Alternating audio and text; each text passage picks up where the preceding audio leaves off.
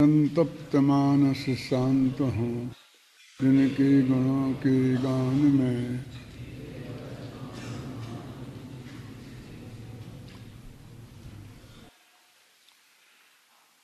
आचार्य जयसेन की तात्पर्य वृत्ति की चर्चा करनी है ना। नीचे यद्यपि आचार्य जयसेन तात्पर्य वृत्ति में उक्त गाथाओं के भाव को इसी प्रकार स्पष्ट करते हैं, तथापि वे शंका उपस्थित कर एक बात का विशेष स्पष्टीकरण प्रस्तुत करते हैं, जो इस प्रकार है। शंका: हे भगवान, इसके पहले बंदाधिकार में कहा है कि एवं राणी शुद्धो न स्वयं पर्णमदिरागमादिहिम रायद्यदि अन्येहदु जो रत्तदि यही बाभेहि। एवं राणी, यह ज्ञानी रागादि रूप स्वयं परिणमित नहीं होता। अब यहाँ ये कह रहे बार बार कि स्वयं परिणमित होता है और कोई परद्रव्य उसे परिणमित नहीं कराता है। और पिछले बंधाधिकार में एक कहा है मूल गाथा में, इसलिए यहाँ पर गाथा भी दी है कि यह आत्मा स्वयं रागादि रूप परिणमित नहीं होता। एकदम परस्पर विरुद्ध कमेंट्स है ना। रायत यदि अन्य ही, दूसरों के द्वारा रागी द्वेषी किया जाता है। सो रत्तादि ये भाव, जिस प्रकार ज्ञानी शुद्ध है वह रागादि भावों से स्वयं परिणमन नहीं करता है, लेकिन वह अन्य रागादि भावों से, दोषों से रागादि विकार भावमय किया जाता है। इसलिए ज्ञानी आत्मा रागादिकों का अकर्ता है और रागादि परद्रव्य से उत्पन्न होते हैं, ऐसा कहा गया है। उस गाथा में ऐसा कहा है। लेकिन यहाँ स्वकीय बुद्धि दोष से उत्पन्न होने वाले रागादि भाव, अपने बुद्धि के दोष से ही रागादि भाव उत्पन्न होते हैं, ऐसा कहा है। परकीय शब्दादि पंचेंद्रियों के विषयों का कोई दोष नहीं है, और यहाँ पांच इंद्रिय के विषयों का कोई दोष नहीं है। पूरी गाथा है कहीं ना कि रस तेरे को नहीं कहता है तू हमें चख, रूप तेरे को नहीं कहता कि तू हमें देख, ऐसा है ना। अब ये समाधान, वहाँ बंदाधिकार के व्याख्यान में ज्ञानी जीव की मुख्यता है और सम्यक ज्ञानी को रागादि भावों के से परिणमन नहीं कर, सम्यक ज्ञानी तो रागादि भावों से परिणमन नहीं करता, इसलिए रागादि भाव परद्रव्य जनत हैं, ऐसा कहा है वहाँ पर बंधाधिकार में। और यहाँ अज्ञानी जीव की मुख्यता है। वह अज्ञानी जीव अपने बुद्धि दोष से परद्रव्य को निमित्त मात्र आश्रय करके रागादि भाव रूप से परिणमन करता है। इस कारण से परकीय शब्दादि पंचेंद्रिय विषयों का दोष नहीं है, ऐसा कहा गया है। इसलिए इसमें कोई पूर्वापर विरोध नहीं है। क्या रहा? अध्यात्म शास्त्रों में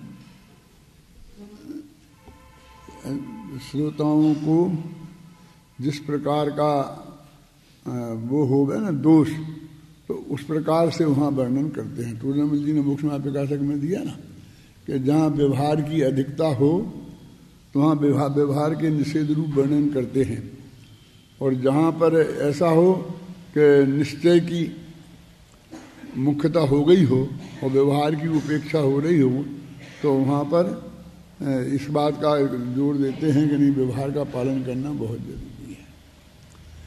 तो अभी ये प्रश्न फिर खड़ा हो जाता है कि ये तो बात ऐसी हुई ना कि अपने मौका देखा जैसा जैसी कह दी, माने वस्तु के स्वरूप के आधार पर तो बात हुई नहीं ना।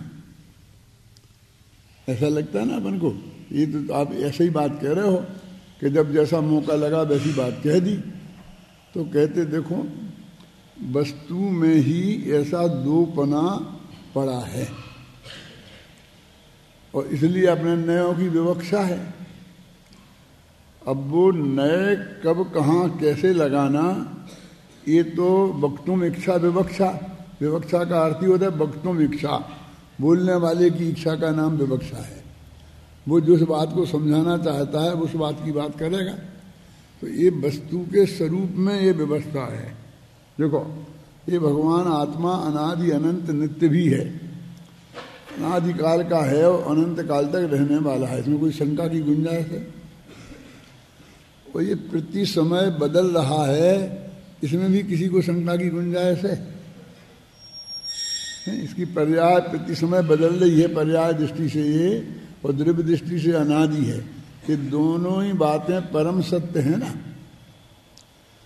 अब होता क्या है कि जो त्रिकाली ध्रुव को भूल कर और मात्र इस पर्याय पर भी अपना लक्ष्य बनाकर एक समय मात्र मानते हैं क्षणभंगुर, और उसमें से वो ऐसा भी निष्कर्ष निकाल लेते हैं कि भस्मीभूतस्य देहस्य पुनरागमनम कुतः, है ना। खूब जाओ कर्जा लेकर के घी पियो, है ना। यावत् जीवम सुखम जीवेत ऋणम कृत्वा घृतम पिबेत भस्मीभूतस्य देहस्य पुनरागमनम कुतः। यानी हमको उसका बदला तो देना ही नहीं पड़ेगा। फिर काय का डर है? एक कर्जा लेके चुकाना पड़ेगा तो बहुत सोचते हैं ना कर्जा लेने के बारे में, और फिर कितना ब्याज मांगता है, क्या करता है, तो 1% पे झगड़ते हैं कि नहीं हम इतना तो नहीं लेंगे, इतना देना पड़ेगा। ये सब होता कि नहीं? लेकिन ये सब बातें किन की हैं? जिन्हें पैसा वापस करने का भाव हो, जो जिनको ये है कि एक दफे हाथ में तो आवे, फिर हमको ना मूल ना ब्याज देना ही नहीं है। वे तो कहते साहब 300 रुपया सैकड़ा ब्याज लगेगा, नहीं 4 लेना ना, 1-2 तो पहले तुम्हारे हाथ में से निकल के हमारे हाथ में तो आवे।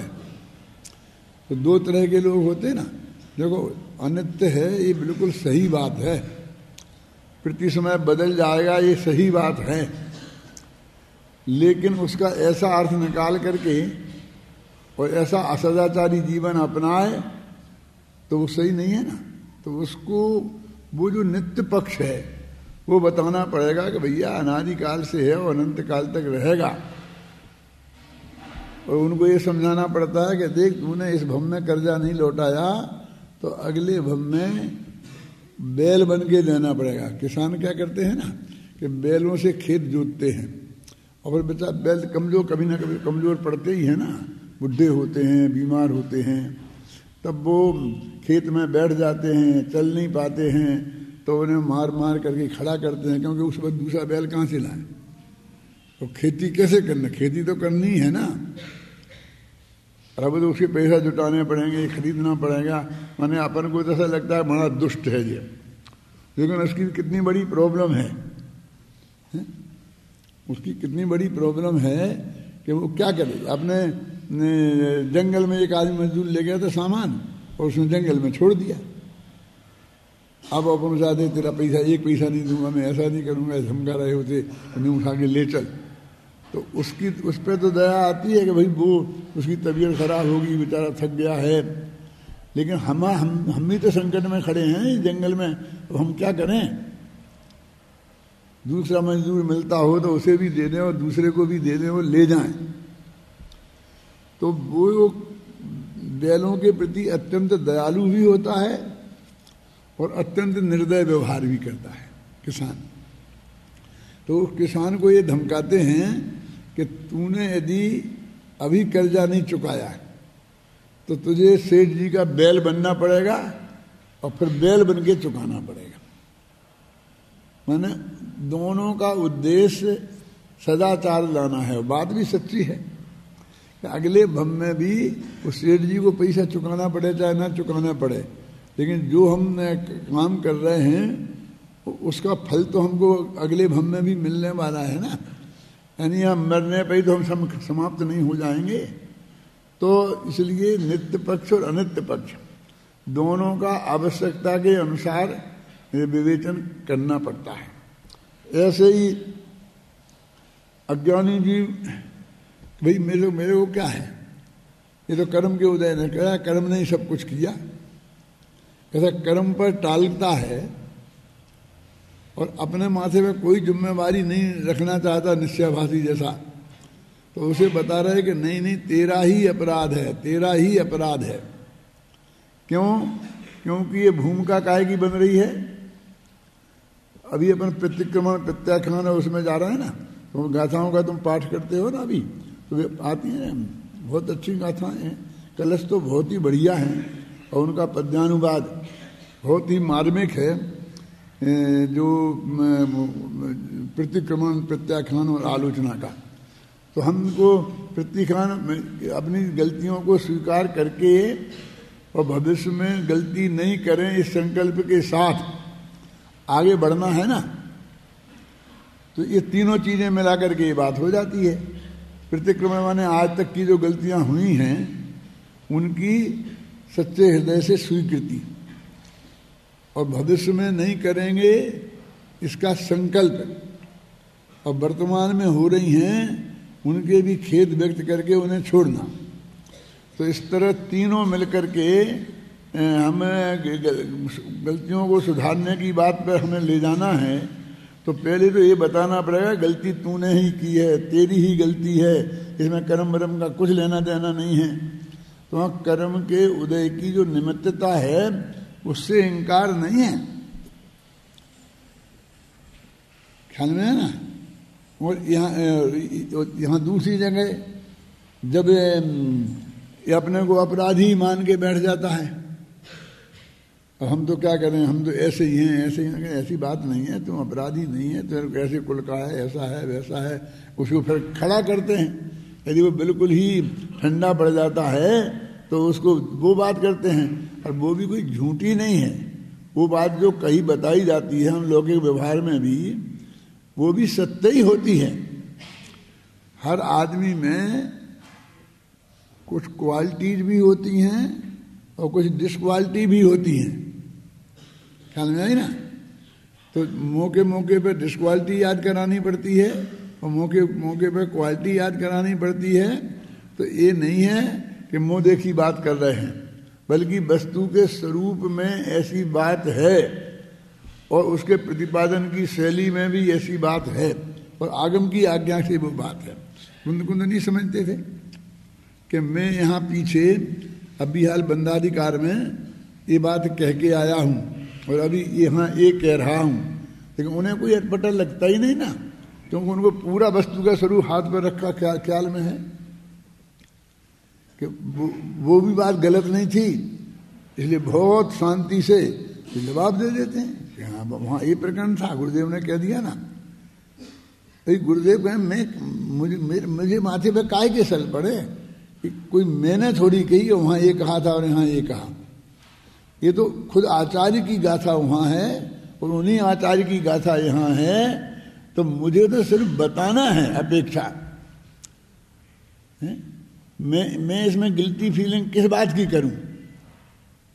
जैसे कोई आदमी हमसे भरी सभा में पूछता है, कोई कभी जैन धर्म में ऐसा भी कहते ऐसा भी कहते, तो उसने तो जैन धर्म पे आरोप लगाया ना, हम पे तो नहीं लगाया ना।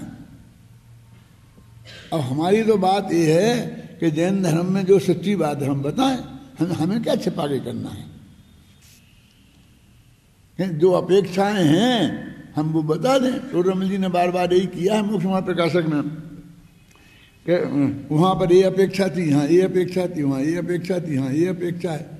तो कहते हैं भाई वस्तु स्वरूप तो सापेक्ष ही है और उसको किसी अपेक्षा को स्पष्ट किए बिना स्पष्ट नहीं किया जा सकता, और यही जवाब है। हमें अपनी तरफ से माथे पर जिम्मेवारी लेकर और उस बोझे से दबकर कोई जवाब देने की जरूरत नहीं है। बहुत से लोग जब ऐसी बात करते हैं, जैसे बना जैन धर्म का भूगोल है, अब वो आज के विज्ञान से सेट नहीं होता है, और समझ लीजिए कि हमारे पास इतना साधन नहीं है, हमारे पास उतना उपलब्ध भी नहीं है ज्ञान, और जितना साधन उनके पास हैं और जितना उन्होंने अपने प्रयोग कर करके देखा है कि जिससे हम उनके सामने टक्कर में खड़े हो सकें, तो हमसे वो पूछता है भरी सभा में कि साहब ये ऐसी बात क्या है, वो सूरज तो घूमता है, चंद्रमा, तो हमको काय को घबराने की जरूरत है? क्या झूठी बात सिद्ध हो जाएगी ना जैन धर्म की? तो हम तो वो जैनी नहीं है, जो पूछ रहा है वो जैनी नहीं है क्या? यदि वो जैनी है तो जितनी जिम्मेवारी हमारी है उतनी ही उसकी भी है। हम तो उसे ये कहें कि भैया बात तो ऐसी है, बोलो अब क्या करें, तुम बताओ ना, हमारे साथ तुम्हारी भी जिम्मेवारी है ना। और यदि वो विधर्मी है ऐसा कहने वाला, तो विधर्मी को हम विधर्मी जैसे निपटेंगे, क्योंकि उनके भी धर्म में ऐसी बहुत बातें हैं जो हमारे से ज्यादा कंट्रोवर्शियल दिखाई देती हैं, जो असंभव जैसी लगती हैं, है ना। जैसे धर्म परीक्षा की जो पद्धति अपनाई ना कि तुम्हारे यहां भी तो ऐसा है, तो उस सामने वाले को यदि वो विधर्मी है तो उसके लिए अलग जवाब हैं, यदि वो साधर्मी है तो उसके लिए अलग जवाब होगा। यानी हमको कोई ये तो ऐसा है, हम तो सब निरंतर हो गए, हमें तो हमारा तो गर्दन नीची हो गई। काहे को होगी तुम्हारी गर्दन नीचे? तुमने क्या किया? जब मैं पहले यहाँ स्मारक में आया था ना, तो हर आदमी आता था, ये हॉल है ऐसे, हमारी शादी को दे दो, इसको ये दे दो, इसको दे दो, इसको दे दो। अपन ने ट्रस्ट में नक्की कर लिया था कि नहीं देना, नहीं करना। अब ऑफिस में तो हम 3 जने थे, एक मैं था, एक अबूचंद जी बाबू जी थे, और एक उन्हें भी थे, अपना जो प्यून है वो था, कोई चौथा तो आदमी था नहीं।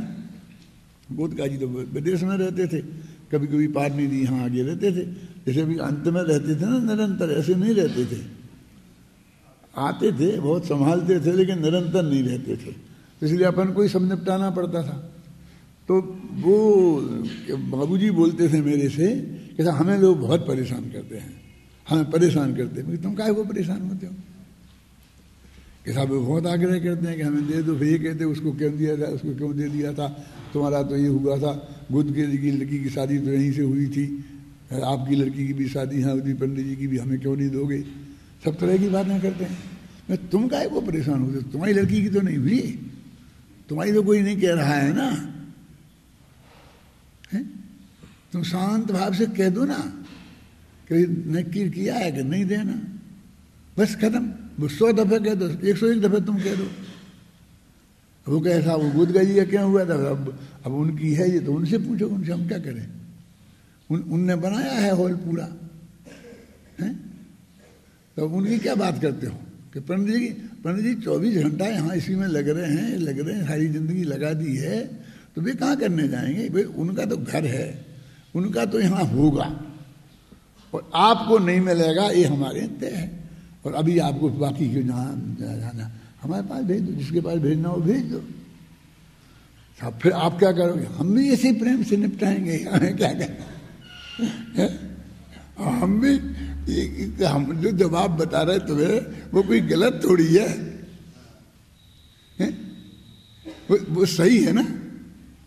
हमने पिछले 40 बरस से ना संडे देखा, ना सैटरडे देखा, ना दिन देखा, ना रात देखा, समझे ना।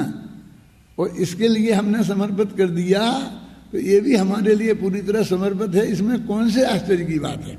हम आपसे कहते हैं कि आपका जो बंगला है उसमें तो आपने अपने शादी करी बेटे की, तो हमारे बेटे की शादी करी, तुम अपना बंगला खाली करके दो हमें। क्यों? तुमने अपने की करी थी ना, क्यों? तो सीधा सच्चा न्याय है कि तुम अपने करो, तुम अपने में करो, हमने अपनी करी थी ना अपने बंगले में। तो मैंने कहा ऐसा है, मैंने माथे में बोझा रखने की जरूरत ही क्या है? हम बिल्कुल नॉर्मल सहज रह सकते हैं, जो है वो वस्तु का स्वरूप है, और जो हम जवाब दे रहे हैं वो वस्तु के जवाब नहीं है। देखो जो जवाब दिया, द्वारा पढ़ूं क्या? अभी 4 लाइनें मैंने छोड़ी थी, तो भी पढ़ देता हूं। देखो, इस प्रकार निश्चय व्यवहार मोक्ष मार्ग भूत, निश्चय कान समयसार और व्यवहार कान समयसार, इन दोनों को न जानने वाला होकर अज्ञानी जीव स्वकीय बुद्धि दोष से रागादि भाव रूप से प्रणमन करता है। इसमें परकीय शब्दादिकों का कोई दोष नहीं है। ये निष्कर्ष है इन गाथाओं का। ये 10 गाथाएं जो अपन ने पढ़ी थी ना, ये किसी पर का दोष नहीं है, तेरा ही दोष है। ख्याल में है ना, इसलिए तेरे से कहते हैं। इस प्रकार इन गाथाओं में यही कहा गया है कि जब ज्ञेय पदार्थ स्वयं को जानने के लिए आत्मा को बाध्य नहीं करते, ये निष्कर्ष कि रूप कहता है तू हमें देख मत, रस कहता है तू हमें चख, तो निष्कर्ष क्या है कि ज्ञेय पदार्थ ज्ञान को बाध्य नहीं करते। ज्ञेय पदार्थ स्वयं को जानने के लिए आत्मा को बाध्य नहीं करते, और आत्मा भी उन्हें जानने के लिए उनके पास नहीं जाता। सहज भाव से ही ज्ञेय पदार्थ जानने में आ जाते हैं, आते रहते हैं। और ये स्थिति ये है। ऐसी स्थिति होने पर भी न जाने क्यों कुछ अज्ञानी जन उन्हें जानने के लिए आकुलित होते रहते हैं। देखो, कुछ अज्ञानी जन उन्हें जानने के लिए आकुलित होते रहते हैं, और कुछ लोग ज्ञेयों को जान लेने मात्र से अपराध बोध से ग्रस्त हो जाते हैं। क्या समझे? दो बात समझ में आई।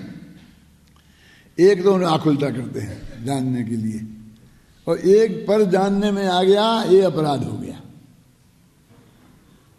अब आप कहोगे साहब भाई ऐसा तो नहीं है कोई, अपने यहाँ बहुत हैं मोक्षुओं में, लेकिन उन्हें छोड़ दो। मैं तो आपकी और मेरी बात करता हूँ कि हम सामायिक करने बैठे है ना, तो उस वक्त कोई सामने वाला हमें देखने में आ जाता है तो हमको अच्छा नहीं लगता है ना।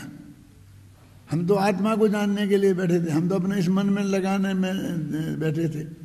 आप यहाँ प्रवचन सुनने के लिए शांति से बैठे, बिल्कुल ईमानदारी से उपयोग को लगा के बैठे हैं, और फिर भी वहां से आवाज आ जाती है,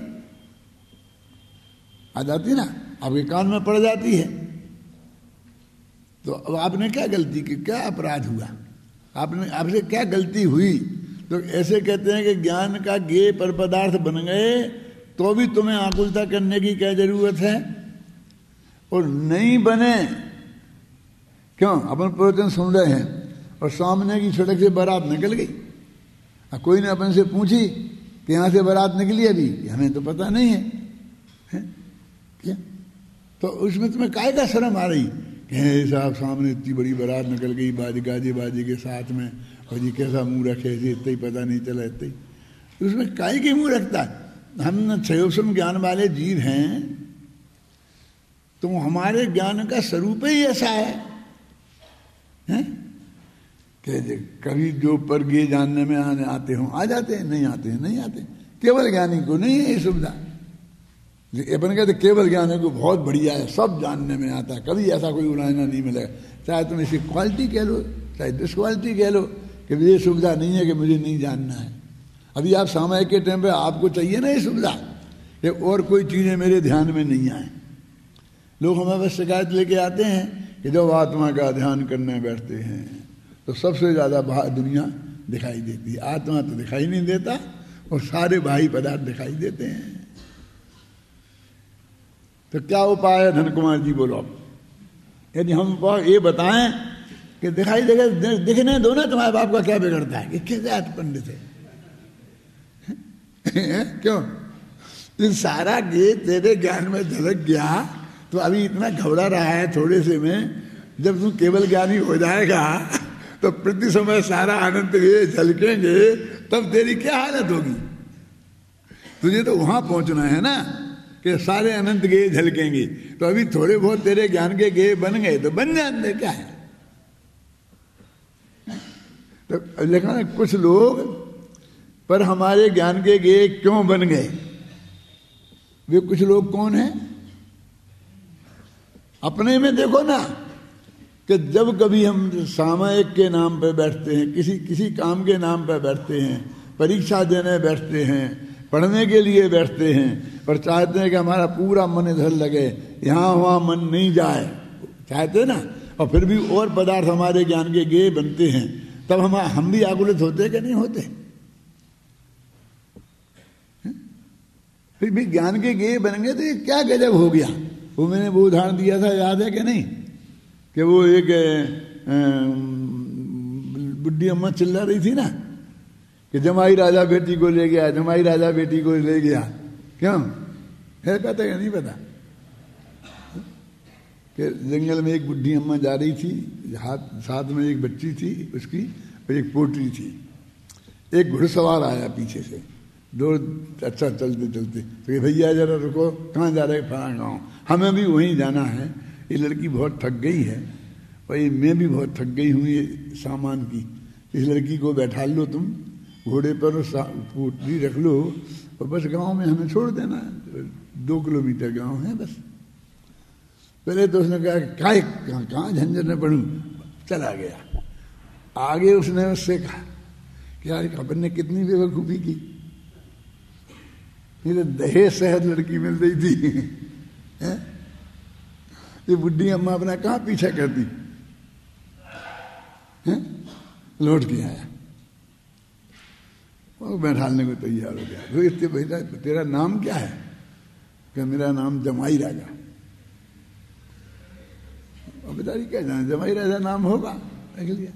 अब वो भागा, फिर चिल्लाई कि जमाई राजा बेटी को ले गया, जमाई राजा बेटी को ले गया। तो लोग कहेंगे उसमें क्या गजब हो गया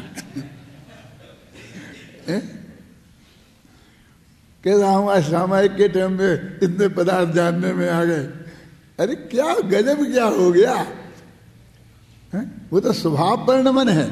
भगवान आत्मा का स्वभाव सारे लोकालोक को जानने का है, वो अपराध रूप परिणमन नहीं है। तू जबरदस्ती अपराध बोध लिखा, इसमें अपराध बोध लिखा था ना। दो तरह से एक अपराध बोध से ग्रसित हो जाते हैं कि मेरे पर जानने में क्यों आ गए, और नहीं आए तो भी ग्रसित हो जाते हैं जानने वाले। देखो इस प्रकार इन गाथाओं में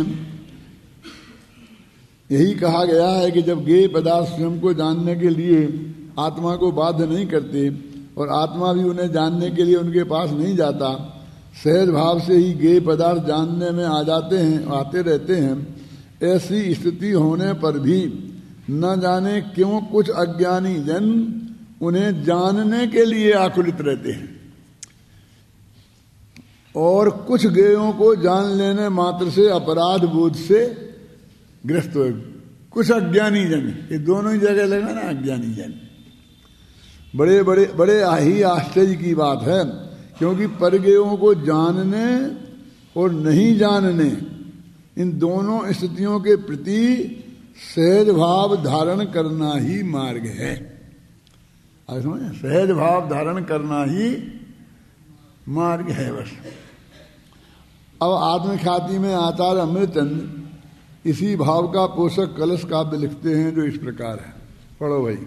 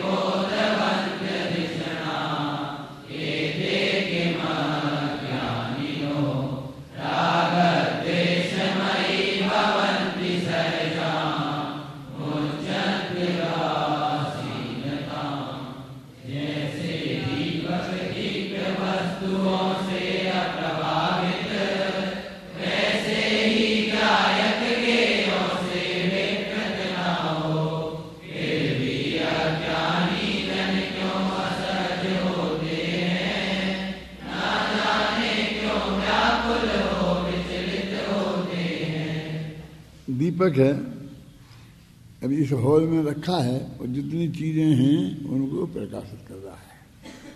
अब हमने और चीजें लाके वहां रख दी तो नहीं अब मेरे से नहीं किया, मैंने इतना कर दिया, मेरे से नहीं होगा। वो दीपक कभी मना करता है? क्यों? कम चीजें हैं तो कम चीजों को प्रकाशित कर देता है, ज्यादा चीजें हैं तो ज्यादा चीजों को प्रकाशित कर देगा। हैं जैसे लट्टू जितने जल रहे मान लो, तो एक ही जल रहा होता तो और आप इतने लोग आ गए और इतना ही लोग और आ जाते। नहीं अब मेरे को नहीं, अभी बहुत हो गया, मैं ज्यादा को नहीं प्रकाशित कर सकता। जैसे दीपक को कोई आकुलता नहीं होती है तो तेरा स्वभाव तो दीपक जैसा है। कभी ज्यादा गे जान लिए, अब मुझे ज्यादा नहीं जानना है। अरे तुम क्यों, तेरे को जानने की बाध्यता हो तो तुम ये कह सकता है, लेकिन तेरे सहज भाव से तेरे जो ज्ञान में आ जाए तो आ जाए, आने दे, तेरे क्या तकलीफ है ना। देखो जैसे दीपक दीप वस्तुओं से अप्रभावित, दीप माने जो दीपक में प्रकाशित होती हैं उन्हें बोलते दीप, दीपक से दीपक संबंध है उन पदार्थों का। तो जैसे दीपक जो दीप वस्तुओं से बिल्कुल अप्रभावित रहता है, ऐसे ही गायक गेयों से विकृत नहीं होता। कम गेय हैं, ज्यादा गेय हैं, अच्छे गेय हैं, बुरे गेय हैं, उससे कोई फर्क ही नहीं पड़ता। फिर भी अज्ञानी जन क्यों असहज होते हैं, फिर भी अज्ञानी लोग असहज रहते हैं, नहीं अब ज्यादा हो गया, अब नहीं, इतना तो मुझे चाहिए ही चाहिए, कम से कम इतना तो मैं जानूंगा ही, तो इतना नहीं जानूंगा, एकदम असहज होते हैं। ना जाने क्यों व्याकुल हो विचलित होते हैं।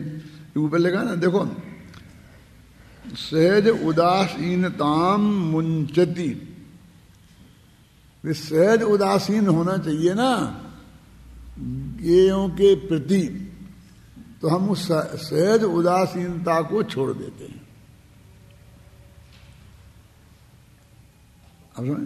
अब बिल्कुल जो ज्ञान रंच मात्र भी बोझे का कारण नहीं था, उसी ज्ञान के माध्यम से हमने इतने बोझा अपने माथे पर ले लिया और हम चिंतित रहते। भाई जब यूनिवर्सिटी में जाओ ना तो 100 विषयों में MA, 100 विषयों में MSc, हाय राम कौन पढ़ेगा इतने क्यों, कोई से घबराए कोई, अरे तेरे को क्या लेना देना, चाहे 100 विषय हो चाहे वहाँ 1000 विषय हो, तू तो एक समय में एक विषय पढ़ेगा और एक क्लास में जाना है, बस तेरा तो उतनी सी जिम्मेवारी है, अब इतनी बड़ी यूनिवर्सिटी है, इतने सब्जेक्ट हैं, तो कोक धुने और को बने जैसी इस बात को क्यों करता है।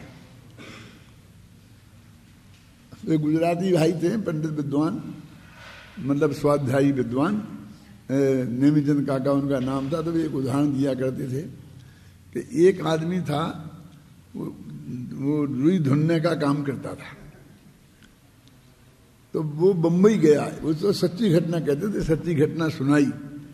तो वहां रुई के ढेर लगे, पहाड़ जैसे बने, जहां भी जब कपास की मंडी होती है और जहां बिकने आता है तो गांठें तैयार हो करके तैयार रखी जाती हैं।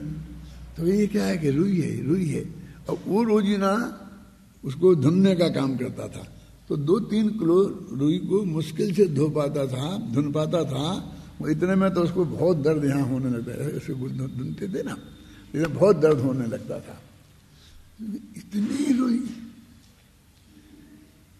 मतलब पागल हो गया देख के कि को धुने और को बने।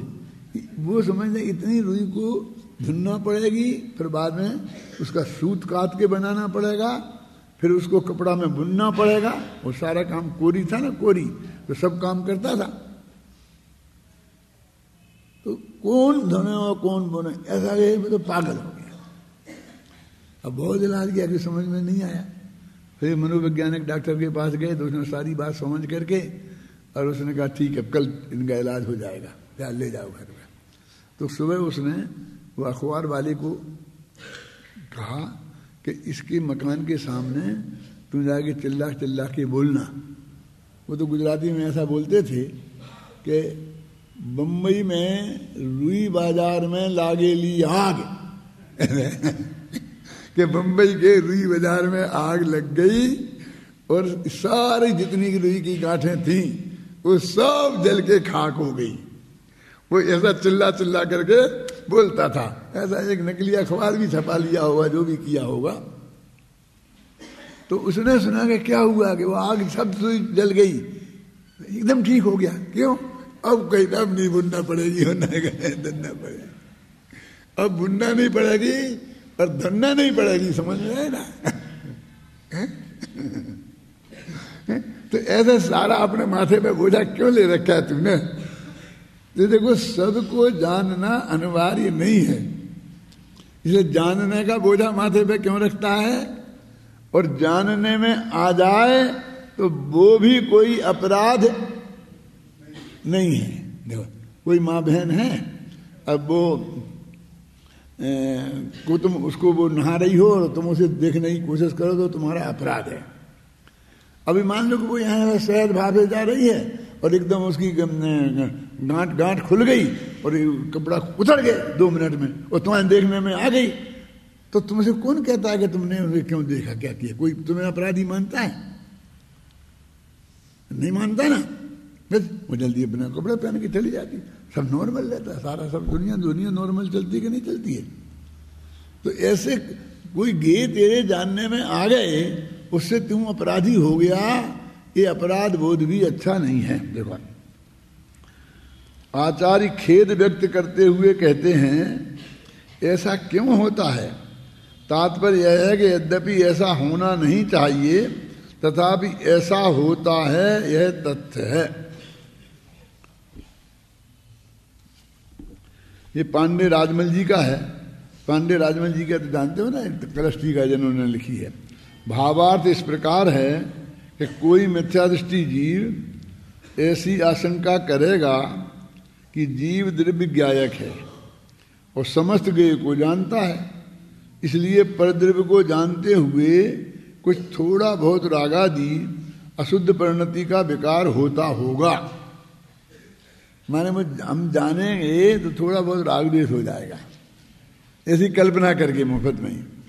बहुत से लोग कहते उधर देखो ही नहीं, उधर देखो ही नहीं, क्योंकि वो ऐसा मानता है वो देखने से, वो जानने में आने से राग होता है। समस्या ये नहीं है कि तुम्हें देखो कि नहीं देखो, नहीं देखो कोई दिक्कत नहीं, देखो कोई दिक्कत नहीं, लेकिन तू नहीं देखो कर रहा है, तू ये मानता है कि वो देखने से राग होता है ना। उत्तर इस प्रकार है कि परद्रव्य को जानते हुए तो निरंश मात्र भी विकार नहीं है। देखो है ना, अपनी विभाव परिणति करने से विकार है, अपनी शुद्ध परिणति होने पर निर्विकार है।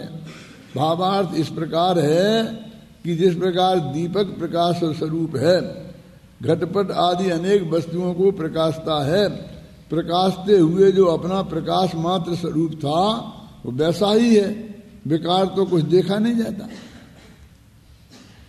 यानी इसलिए पर पदार्थ जानने में आ गए ये भी कोई अपराध नहीं है, और जानने में नहीं आए ये भी कोई अपराध नहीं है। ये जो पांडे राजमल जी ने लिखा है इतना जो हिस्सा अपन अधूरे ही पढ़ा है, वो बनारसी दास जी ने उसे दोहों में बांधा है। पढ़ो दो ही अच्छे। चलो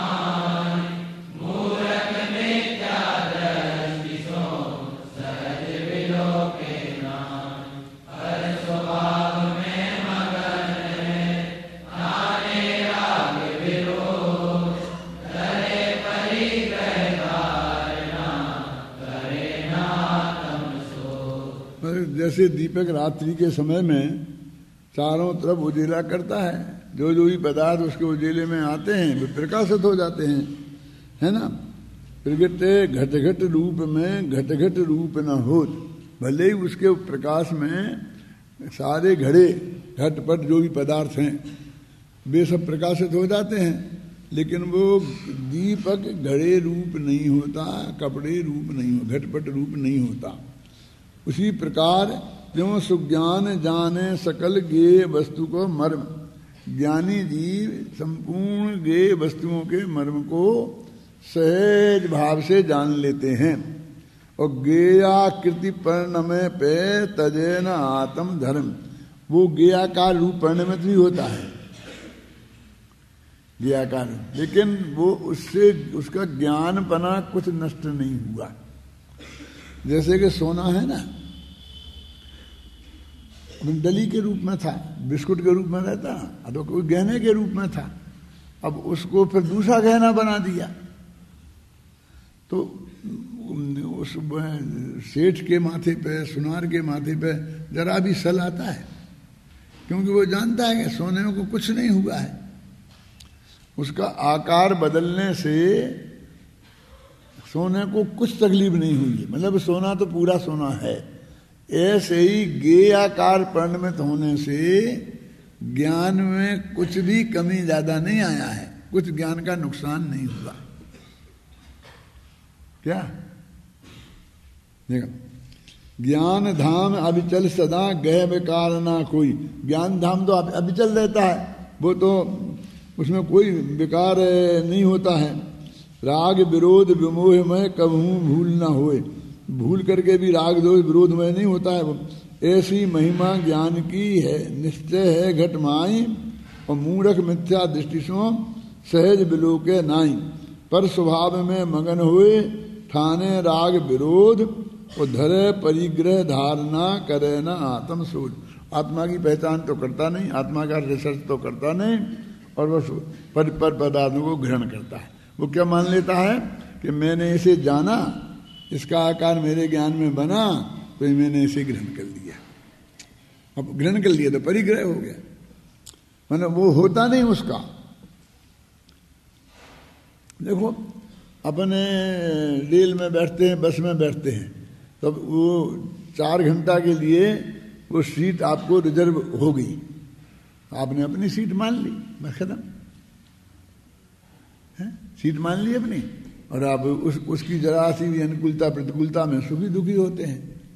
अब आपके ज्ञान में ये रहे कि तो मुझे 4 घंटा यहाँ बैठना है और मेरे रिजर्व है मेरी सीट, कोई चिंता की बात नहीं है। और यदि ये सीट में आग भी लग गई ना, टूट गई कट गई, तो भी कुछ नहीं है, मुझे बगल की सीट बैठने को मिलेगी। आपकी ऐसी निश्चिंता ही है ना कि जहाँ तक मेरा रिजर्वेशन है वहाँ तक कोई मुझे गाड़ी में से उतारने वाला नहीं है, बल्कि जो भी अधिकारी टीटी वीटी आएगा, पुलिस वाले आएंगे, मेरी बैठने की व्यवस्था करेंगे। उसे काहे को पुलिस वाले से डर, काहे को टीटीआई से डर, किसी से डर, कि अब मेरी सीट तो नष्ट हो गई और मैं यहाँ डब्बे में हूँ, लेकिन तेरा रिजर्वेशन था ना उतने काल तक, तो क्या करना। और उसके बाद तो सीट बिल्कुल कायम रहे तो भी तू वहाँ 1 मिनट खड़ा नहीं रह सकता है। तेरे ज्ञान को गेयों में जो भी विकृति होती है, उस विकृति से बजाय ज्ञान को आकुलित होने की क्या जरूरत है?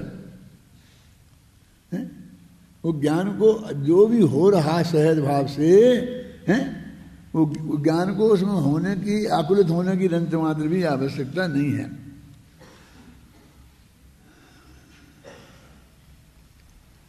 इस प्रकरण से ने कवि बनारसी दास जी को इतना प्रभावित किया कि वे नाटक समय सार में यहाँ सुमति को राधिका और कुमति को कुब्जा कहकर अनेक छंद लिखते हैं जो मूलतः पठनीय है। ये तो कवि हृदय थे ना, और उस वक्त साहित्य चलता था बहुत ज़्यादा।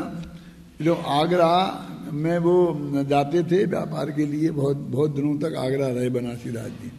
और आगरा उस वक्त देश की राजधानी थी, दिल्ली नहीं थी, आगरा थी। सीकरी, सीकरी है ना आगरा के पास, वहाँ सब राजमहल थे, सब मुगल राजा लोग रहते थे। वो सूरदास ने लिखा कि संतन कहा सीकरी सो काम ले, कि संतों का सीकरी से क्या लेना देना। अब अपन बोलते सीकरी क्या है, सीकरी क्या है, बताओ सूरदास में सीकरी क्या है। अब आज कोई कहे हमें दिल्ली से क्या लेना देना, तो दिल्ली क्या है, दिल्ली क्या है, कुछ नहीं, आज सब जानते हैं दिल्ली माने क्या है। उस वक्त देश की राजधानी थी, सबसे बड़े सम्राट थे मुगल लोग देश के, और वो राजधानी थे। हम सीकरी से हमें क्या लेना देना। तो वे उधर रहते थे बनारसी दास जी, और वहाँ बहुत कवि राज दरबारों में आया करते थे। तो ये सब मतलब कवियों का भी ठाट बाट, जहाँ राजा होते थे, राज दरबारों में कवि होते थे, तो सब वहाँ पर इकट्ठे, ऐसे जे लोग उन्हें गुणीजन बोलते थे, वे गुणीजन इकट्ठे हो जाया करते थे, है ना। अब कुछ राजाश्रय के कवि होते थे और कुछ संत टाइप के कवि होते थे, जिन्हें राजाश्रय से कुछ लेना देना नहीं है। तो वो वैष्णव धर्म की मुख्यता थी ना, तो वहाँ राधा, कुब्जा, ये नारियाँ ने, कुब्जा, जब कुब्जा माने वो कुबड़ी एक नारी थी ना, क्या नाम उसको, वो जो रामचंद्र जी की रामायण में आती है ना, हुई है कहाँ रानी, को हो नृपति हमें क्या हानि, दासी छोड़ हुई है का रानी, वो बोलती थी, कुबड़ी थी, केकई की दासी, केकई की एक दासी है, मंथरा, समझ गए ना, कुबड़ी थी वो। तो वो कहते हैं कि उसको कुब्जा, माने वो हमेशा ऐसा भिड़ाने का काम करती थी। तो उन्होंने कुबुद्धि को कुब्जा और सुबुद्धि को राधा, ऐसा रूपक बना के, और बहुत छंद लिखे हैं बनारसी दास जी ने, तो वहाँ देखना चाहिए। वो यहाँ पर वास्तव में तो उन्होंने लिखे होंगे अपने अलग से। मैं पहले भी कह चुका हूँ कि बनारसी दास ने नाटक समय सार कोई पहली छंद से लेकर अंतिम छंद तक एक साथ बैठ के लिखा हो, क्रम से ऐसा नहीं है। वो तो पढ़ते थे तो कलष्टी का, और जब उनका मन जहाँ रम जाता था तो उस प्रकरण के संबंधी उससे आधार पर उसके गद्य को पद्य में बदल देते थे, और सब लोग उनके जो साथी थे याद कर लेते थे, वो गाते थे खूब आराम से वो।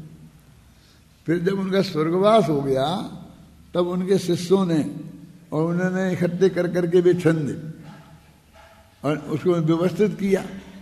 तो अमृतचंद के छंदों से मिलान करके कि जे इससे मिलता है, जे इससे मिलता है, तो सैकड़ों छंद उसमें ऐसे हैं जिसके लिए कोई अमृतचंद का छंद नहीं है, और एक बहुत से छंद ऐसे हैं कि अमृतचंद के छंद हैं और उसके बदले में बनारसी दास का कोई छंद नहीं है। ये बात बताता है कि उन्होंने ऐसा कोई अनुवाद नहीं किया, ये पूरी तरह बंधे नहीं। ऐसा नहीं कि सामने ऊपर रख करके छंद का, श्लोक का, और देख के नीचे अनुवाद करते हों। वो तो उनके जो अंदर घुल गई तो बस उसे देख करके लिख देते थे। तो उन्होंने भी छंद अब मिल गए होंगे उन लोगों को।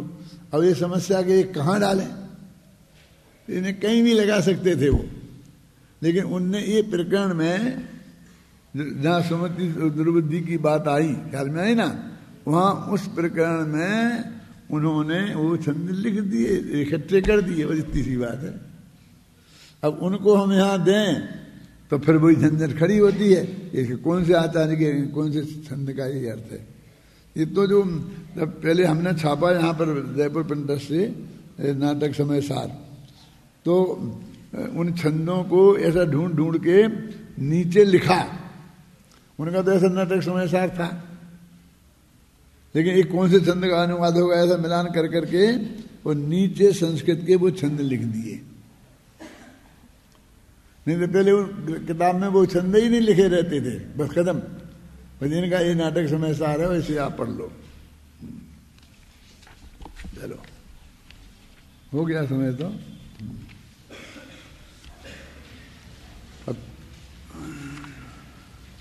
अब 223वां कलश कल पढ़ेंगे।